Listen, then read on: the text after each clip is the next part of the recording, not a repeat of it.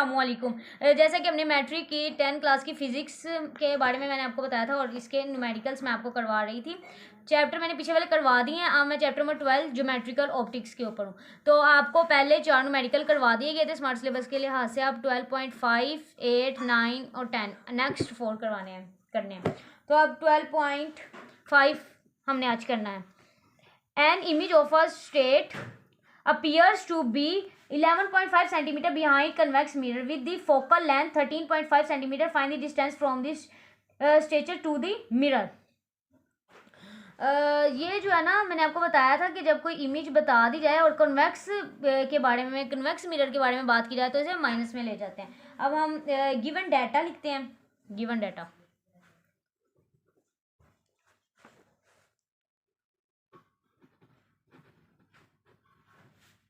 Given data में हमने बताना है कि कौन कौन से है। पहले बात है, हमारे पास डिस्टेंस ऑफ इमेज है, तो हम लिखते हैं डिस्टेंस ऑफ इमेज मतलब क्यू हमारे पास है, तो है 11.5 सेंटीमीटर। बुक पर देखिए हमारे पास क्यू है 11.5 सेंटीमीटर। ठीक है, अब ये है, क्योंकि कन्वेक्स मिरर की बात की गई इसे माइनस में ले जाएंगे। फोकल लेंथ भी हमारे पास है 13.5 सेंटीमीटर। कन्वेक्स की बात की गई है तो कन्वेक्स आपने ऊपर ही स्टार्ट पर लिख लेना है, कन्वेक्स लेंस की बात की गई है। ठीक है, उसके बाद हमारे पास डिस्टेंस ऑफ ऑब्जेक्ट भी है, मतलब पी भी है। और सॉरी, पी जो है ना हमारे पास वो फाइंड करना है। हमारे पास क्यू एफ है, पी फाइंड करना है। पी है मतलब डिस्टेंस ऑफ ऑब्जेक्ट हमने फाइंड करना है। अब हम सोल्यूशन लिखते हैं। सोल्यूशन में वही हमारा formula 1 divided by F is equal to 1 divided by P plus 1 divided by Q, जो पीछे फार्मूला मैंने आपको पीछे वाले भी न्यूमेरिकल्स में फार्मूला करवाया था। ठीक है, उसके बाद इसी को हम रीअरेंज कर लेते हैं, मतलब कि जो वैल्यू हमने फाइंड करनी है उसको अलग कर लेते हैं। तो आ जाएगा हमारे पास 1 divided by F minus 1 divided by Q is equal to 1 divided by P. अब क्या करेंगे, पुट वैल्यू कर देंगे। जो हमारे पास वैल्यू है इनकी वो इसके अंदर उसे पुट कर देंगे। 13.5 है हमारे पास एफ की वैल्यू -1। ठीक है, ये आपने माइनस ज़रूर लगाना है स्टूडेंट्स। ठीक है, अब आपने क्या करना है, ये माइनस माइनस प्लस, तो आपने बिल्कुल इसी तरीके से इसे लिखना है, लेकिन इधर प्लस आ जाएगा। 1 divided by 13.5 plus 1 divided by 11.5 is equal to 1 divided by P. ठीक है, अब हमने क्या करना है, इनको आसान तरीके से कैलकुलेटर पर लिखना है। 1 डिवाइडेड बाय 13.5, तो आंसर आएगा हमारे पास 0.074। ठीक है, उसके बाद आपने इनको भी आराम से कैलकुलेटर पर लिखना है, इसी वैल्यू को, तो आ जाएगा 0.086। ठीक है, अब 0.086। ठीक है, उसके बाद ये एज इट इज नीचे। उसके बाद इन दोनों को आपने कैलकुलेटर पर प्लस कर लेना। सिंपल आपने वैल्यू कैलकुलेटर पर लिखनी है और कुछ नहीं डालना, सिर्फ इसे प्लस करना है, ऐड करना है। तो आंसर आएगा 0.1609। ठीक है, उसके बाद हमने क्या करना है, जब पहले भी न्यूमेरिकल्स में इसी तरीके से आया था, अब हम इसे क्या करेंगे, ये इधर मल्टीप्लाई हो रहा है, दूसरी तरफ जाके डिवाइड हो जाएगा, क्योंकि पी फाइंड करना है तो पी अलग रह जाएगा। 1 डिवाइडेड बाय 0.1609। अब इसे डिवाइड करेंगे तो आंसर पी का हमारे पास आंसर आ जाएगा सिंपल 6.2 सेंटीमीटर। आपने लिखना है 1 डिवाइडेड बाय 0.1609 कैलकुलेटर पर, तो हमारे पास ये वैल्यू आ गई। जो हमने पी फाइंड करना था, डिस्टेंस ऑफ ऑब्जेक्ट, हमारे पास आ गई। और इसका यूनिट सेंटीमीटर होता है, तो ये आपने ज़रूर लिखना है। उसके बाद हमने नेक्स्ट करना है 12.8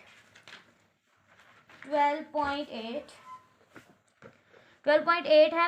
an object 4 centimetre height is placed at the distance of 12 centimetre from the convex lens of focal length 8 centimetre. Calculate the position and size of the image, also states the nature of the image. ठीक है, अब आपने 12.8 में एक बात गौर की, इसमें 3 चीज़ें, distance of image, height of image और नेचर ऑफ इमेज, 3 चीज़ें हमें फाइंड करने के लिए कहा गया। तो हमने तीनों चीज़ें फाइंड करनी है। पहले हमें जो गिवन डाटा दिया गया हम वो लिख लेते हैं।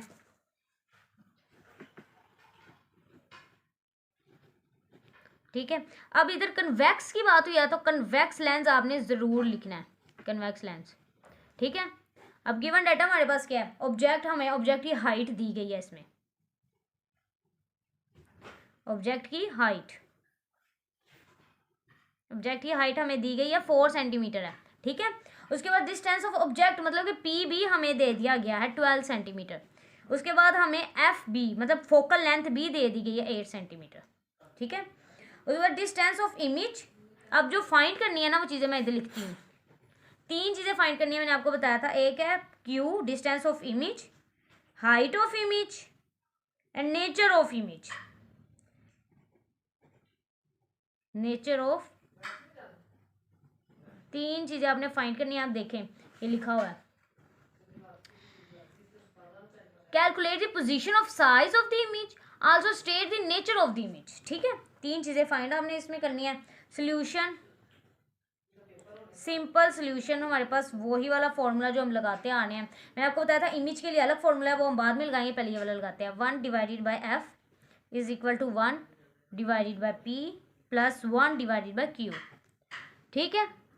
तो अब क्या होगा, हमने जो वैल्यू फाइंड करनी है, मतलब कि पहले हम क्यू फाइंड कर लेते हैं, तो इसे हम सेपरेट कर लेते हैं। रीअरेंज किया फॉर्मूले को तो हमारे पास आ गया इस तरीके से, ठीक है। अब वैल्यू हमने पुट कर देनी है। 1 divided by 8 minus 1 divided by 12 is equal to 1 divided by Q. Simple ये आपने लिखा कैलकुलेटर पर, तो आंसर आपके पास आ गया 0.125 minus 0.0833 is equal to 1 divided by Q. आपने ये दोनों कैलकुलेटर पर लिखे, लेकिन इसमें आपने माइनस कैलकुलेटर पर डाला है। पिछले वाले में हमने प्लस डाला था, आपने याद रखने वाला। 0.0417 आंसर आएगा, ठीक है। अब ये इधर क्या कहते हैं, ये इधर आके डिवाइड हो जाएगा क्योंकि क्यू फाइंड करना है, तो डिवाइड होगा तो आंसर हमारे पास आ जाएगा 3.9 सेंटीमीटर। 3.9 सेंटीमीटर ये हमारे पास आएगा क्यू, ठीक है। अब मैंने आपको बताया था कि जब हम इमेज फाइंड करते हैं, ठीक है, इमेज जब हम फाइंड करते हैं तो हम कौन सा फार्मूला लगाते हैं, मैग्नीफिकेशन का फॉर्मूला हम लोग लगाते हैं। तो अपने मैग्नीफिकेशन का फॉर्मूला है m is equal to I divided by O is equal to Q divided by P, ठीक है। अब जो चीज़ फाइंड करनी है मतलब आई, उससे सेपरेट कर लेते हैं, फॉर्मूले को रीअरेंज कर लेना है, इस तरीके से होगा। उसके बाद आपने पुट द वैल्यू पुट की। आपने ध्यान रखना है, अगर ओ की वैल्यू तो ऑब्जेक्ट की वैल्यू है, डिस्टेंस ऑफ हाइट या फिर इमेज जिसकी भी वैल्यू आपने उसी को ही पुट करना है। Is equal to 8 centimetre. आपने इन दोनों को मल्टीप्लाई करके डिवाइड करना है तो आंसर आ जाएगा। और बात हमने आई और क्यू निकाल लिया। अब हमें बताना था कि ये इमेज कैसी है, नेचर ऑफ इमेज, इस इमेज की नेचर कौन सी है। तो इधर मैं लिख देती हूँ, रियल है प्लस इन्वर्टेड है, ठीक है। ये मैग्निफिकेशन है, ये रियल और इन्वर्टेड है। हमसे 3 चीज़ें फाइंड करने के लिए कहा था, हमने तीनों चीज़ें फाइंड कर ली, ठीक है स्टूडेंट्स। अब इसके बाद मैं आपको 12.9 करवाती हूँ। An object 10 centimetre height is place at the distance of 20 centimetre from the concave lens of focal length 15 centimetre. Calculate the positions and size of the image, also state the nature of the image. इसमें भी हमने चीज़ें find करनी है। 12.9 है, पहले given data, ठीक है। गिवन डाटा, अब ये है कनकेव लेंस है, तो आपने कनकेव लिख दिया हमने। ऑब्जेक्ट है हमारे पास, मतलब कि ओ है 10 सेंटीमीटर। उसके बाद पी भी हमारे पास है 20 सेंटीमीटर। फोकल लेंथ बी है हमारे पास, F focal length minus 15 centimetre. अब हमने जो क्यू है ना उसे फाइंड करना है और आई को फाइंड करना है। तो सिंपल फॉर्मूला, क्यू का फॉर्मूला जो हम पीछे लगाते हैं ना वही क्यू फाइंड करने के लिए होगा, और आई का भी फॉर्मूला वही होगा। तो अब हम सोल्यूशन करते हैं, ठीक है। तो formula 1 divided by F is equal to 1 divided by P plus 1 divided by Q. जो फाइंड करना है उसे सेपरेट कर लेते हैं। 1 divided by F is equal to minus 1 divided by P is equal to 1 divided by Q, ठीक है। अब हमने सेपरेट कर लिया, पुट द वैल्यू पुट की, सॉरी ये इधर इज इक्वल टू इधर आना है और इधर है माइनस, ठीक है। इसी तरीके से इधर माइनस है, ठीक है। अब पुट द वैल्यू, वैल्यू हमने पुट की 20, उसके बाद इधर है इज इक्वल टू, ये वैल्यू ना जो क्यू है हमने फाइंड करने से हमने सेपरेट किया है, इसलिए इधर इज इक्वल नहीं आएगा, इधर माइनस आएगा, सॉरी। उसके बाद हमने इसको कैलकुलेट किया तो -0.0667 -0.05 is equal to 1 divided by Q. तो आपने इन दोनों को किया तो आया -0.1167 1 डिवाइडेड बाई क्यू। आपने इसको इधर जाके डिवाइड हुआ तो आंसर हमारे पास सिंपल आंसर आ गया -8.56। ठीक है, अब क्योंकि ये क्या कहते हैं 6 बड़ा है 5 से, तो ये इसे 1 कैरी दे देगा, तो आंसर हो जाएगा -8.6 सेंटीमीटर। -8.6 सेंटीमीटर आंसर है। ठीक है, क्यू, अभी सिर्फ हमने क्यू फाइंड किया है। इमेज मैं आपको बता देती हूँ, इमेज फाइंड करने के लिए वही मैग्नीफिकेशन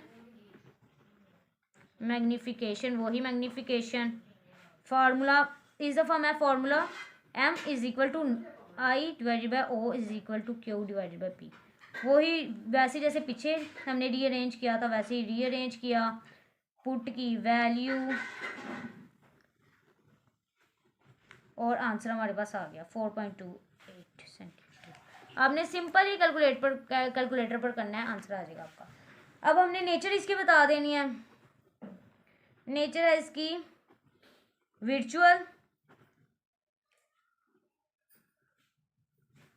डायमेंस्ड, ये इसकी नेचर है, आंसर है हमारा। ठीक है, तो स्टूडेंट्स अब मैं आप लोगों को